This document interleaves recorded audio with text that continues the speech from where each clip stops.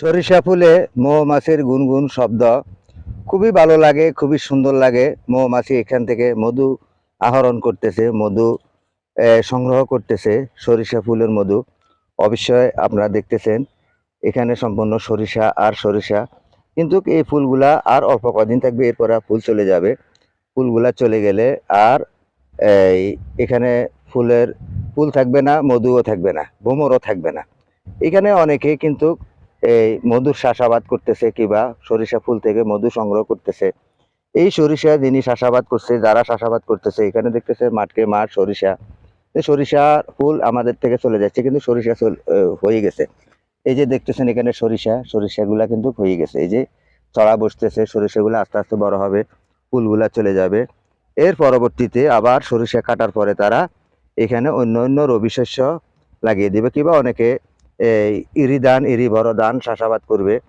সরিষা উঠানির পরে ইরি বড় ধান লাগাবে। এরপরে ধান কাটার পরে আবার তারা এখানে তিলের চাষ করবে, কিংবা পাট বুনি দিবে, পাট লাগাবে। কারণ জমিন খালি থাকে না, কখনো কখনো জমিন খালি থাকে না, তারা সব সময় চাষাবাদ নিয়ে ব্যস্ত থাকে। দেখতেছেন এখানে মাঠকে মাঠ, শুধু সরিষা আর সরিষা। আপনারা আমার স্ক্রিন জুড়ে দেখতেছেন প্রিয় বন্ধুগণ, সব সরিষা এবং গবাদি পশুর খাদ্য।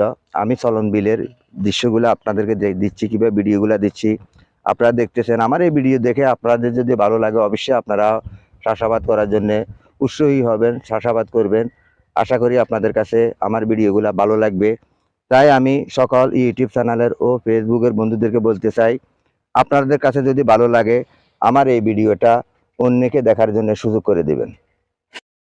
প্রিয় বন্ধুগণ, আপনারা জানেন সরিষার থেকে আমরা তেল পাইতেছি, সরিষার খৈলগুলো আমরা গবাদি পশুকে খাওয়াইতে পাইতেছি, সরিষার খৈলগুলো আমরা মাছকে খাওয়াইতে পাইতেছি।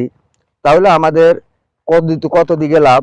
সরিষার গাছগুলো আমরা খড়ি হিসাবে জ্বালানির কাজে লাগাইতে পারতেছি, তাহলে সরিষাতে যথেষ্ট পরিমাণ লাভ। আর সরিষার তেলের রান্না বাড়া করলে যেতটুকু আপনি মজা পাবেন, যেতটুকু আপনার শরীরের জন্য ভালো হবে। সরিষা অনেক সময় আমরা এই মুড়ির সাথে কিংবা এই বিভিন্ন রকমের ব্যবহার করে থাকি, আমরা গায়ে মাখি থাকি। তাহলে এই সরিষা অবশ্যই লাভজনক সরিষা, কারণ খরচ কম, আপনারা লাভবান হতে পারবেন। তাই সকলের প্রতি আমি আহ্বান জানাতেছি, আপনারা এইভাবে চাষাবাদ করুন। এই চাষাবাদের মাধ্যমে আপনি আপনার ভাগ্যটাকে পরিবর্তন করতে পারবেন। ভাগ্য পরিবর্তন করতে হইলে একটাই কাজ, আমাকে কর্মশীল হইতে হবে। কর্ম না করলে এই দুনিয়াতে চলাটা খুব কঠিন হয়ে যাবে। কর্ম অবশ্যই আমাদেরকে করতে হবে। সকলকে ইউটিউব চ্যানেল ও ফেসবুক পেজের পক্ষ থেকে আন্তরিক ভালোবাসা, অভিনন্দন জানিয়ে এখান থেকে বিদায় নিচ্ছি।